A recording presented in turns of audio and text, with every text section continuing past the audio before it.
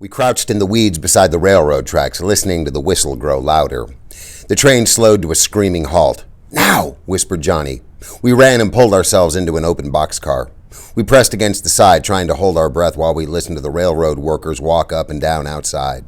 One poked his head inside and we froze, but he didn't see us, and the boxcar rattled as the train started up.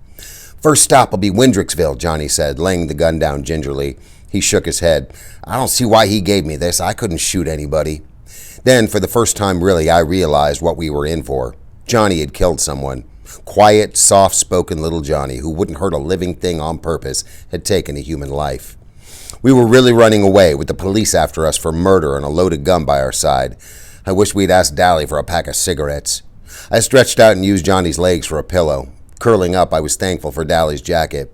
It was too big, but it was warm. Not even the rattling of the train could keep me awake, and I went to sleep in a hoodlum's jacket with a gun lying next to my hand. I was hardly awake when Johnny and I leaped off the train into a meadow. Not until I landed in the dew and got a wet shock did I realize what I was doing. Johnny must have woke me up and told me to jump, but I didn't remember it. We lay in the tall weeds and damp grass, breathing heavily. The dawn was coming. It was lightening the sky in the east, and a ray of gold touched the hills. The clouds were pink and meadowlarks were singing. This is the country, I thought half asleep. My dreams come true and I'm in the country. "Blast it, pony boy!" Johnny was rubbing his legs. "You must have put my legs to sleep. I can't even stand up. I barely got off that train." "I'm sorry. Why didn't you wake me up?" "That's okay. I didn't want to wake you until I had to." "Now how do we find Jay Mountain?" I asked Johnny. I was still groggy with sleep and wanted to sleep forever right there in the dew and dawn. "Go ask someone. The story won't be in the paper yet. Make it like a farm boy taking a walk or something."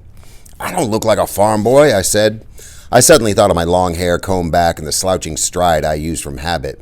I looked at Johnny. He didn't look like any farm boy to me. He still reminded me of a lost puppy who'd been kicked too often, but for the first time I saw him as a stranger might see him. He looked hard and tough because of his black t-shirt and his blue jeans and jacket, and because his hair was heavily greased and so long. I saw how his hair curled behind his ears, and I thought, we both need haircuts and some decent clothes. I looked down at my worn, faded blue jeans, my too big shirt, and Dally's worn-out jacket. They'll know we're hoods the minute they see us, I thought. "I'll have to stay here," Johnny said, rubbing his legs. "You go on down the road and ask the first person you see where Jay Mountain is." He winced at the pain in his legs. "Then come back, and for Pete's sake, run a comb through your hair and quit slouching down like a thug." So Johnny had noticed it too. I pulled a comb from my back pocket and I combed my hair carefully. "I guess I look okay now, huh, Johnny?" He was studying me. "You know, you look an awful lot like Soda Pop the way you got your hair and everything. I mean, except your eyes are green." "They ain't green, they're gray," I said, reddening. "And I look about as much like soda as you do." I got to my feet. "He's good looking." "Shoo," Johnny said with a grin. "You are too."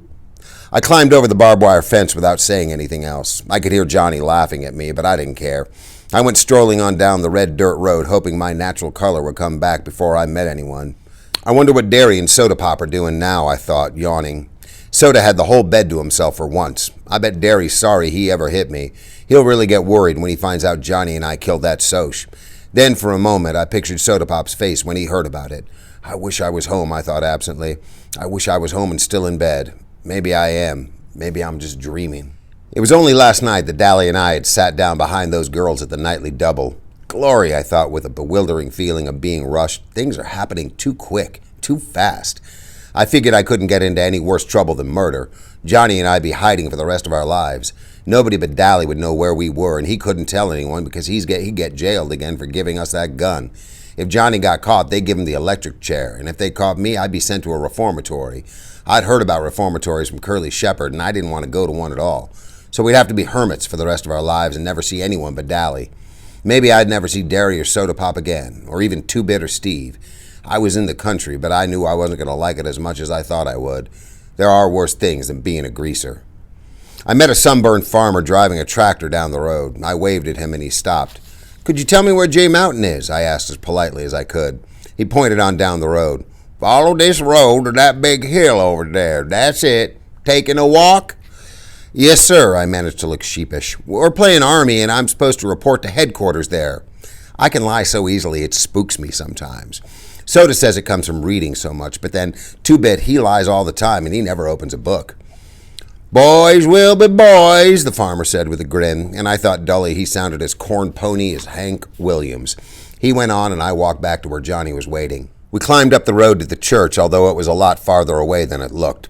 The road got steeper with every step. I was feeling kind of drunk. I always do when I get too sleepy, and my legs got heavier and heavier. I guess Johnny was sleepier than I was. He had stayed awake on the train to make sure we got off at the right place. It took us about 45 minutes to get there. We climbed in a back window. It was a small church, real old and spooky and spiderwebby. It gave me the creeps. I'd been in church before. I used to go all the time, even after Mom and Dad were gone. Then one Sunday, I talked Soda into coming with Johnny and me. He didn't want to come unless Steve did, and Two-Bit decided he might as well come too. Dally was sleeping off a hangover, and Derry was working. When Johnny and I went, we sat in the back trying to get something out of the sermon and avoiding people because we weren't dressed so sharp most of the time. Nobody seemed to mind, and Johnny and I really liked to go. But that day, well, Soda can't sit still long enough to enjoy a movie, much less a sermon. It wasn't long before he and Steve and Two-Bit were throwing paper wads at each other and clowning around, and finally Steve dropped a hymn book with a bang. Accidentally, of course. Everyone in the place turned around to look at us, and Johnny and I nearly crawled under the pews, and then Two-Bit waved at them. I hadn't been to church since. But this church gave me a kind of creepy feeling. What do you call it? Premonition?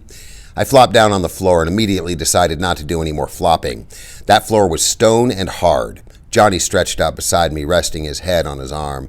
I started to say something to him, but I went to sleep before I could get the words out of my mouth. But Johnny didn't notice. He was asleep too.